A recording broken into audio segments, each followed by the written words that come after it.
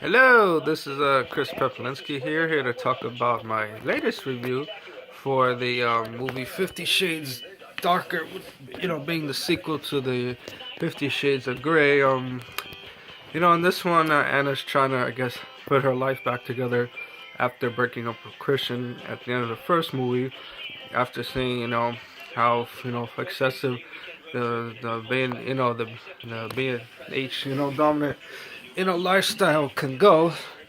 And then she's also trying to do her job at the Seattle Publishing Company where she works for Jack Hyde, who I'll say, even though he has I would say an attraction of sorts to Anna, but I guess in a way he's what I would consider like a romantic rival of sorts to Christian, but also like a creep as well, who I guess with his own agenda. But as things unfold, Anna and Christian do get back together. I mean, try to give their relationship another shot, but this time the term that Anna uses is kind of like a vanilla relationship, where it's, I guess, more about the romance and less about the submission dominance part of the relationship, like in the first movie. And this one also uh, goes into Christian's, backstory, in which he find out that, his mother was a drug addict who died when he was 4 years old, and then that's how his adoptive parents, Grace,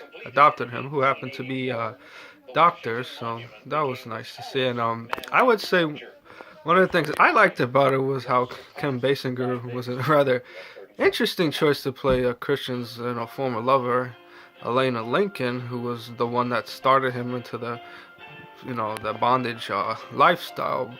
Even though the movie doesn't really explain how she got into it, but that it kind of explains why he's the way that he is. And the film also introduces Layla Williams, who was a former submissive of Christian's before he got involved with Anna. And so I would say, even though certain parts of the movie are a little laughable, of course, with the dialogue and things like that, but I would say the lead actor, Jamie Dorian, who plays Christian Grey, I mean, he seems a little bit more comfortable, playing the role this time around, and seems to loosen up. And Dakota, Johnson, who plays Anna Steele, also seems, quite good playing the introverted, Anna, who has what I would call kinky sexual taste. But I guess, like you could say, to each their own in terms of what they do.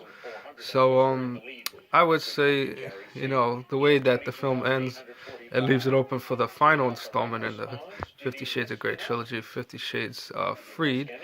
And hopefully, fans will wait next year to see the concluding chapter of the trilogy and see how, Christian and Anna's stories ends. I guess until next time, thanks.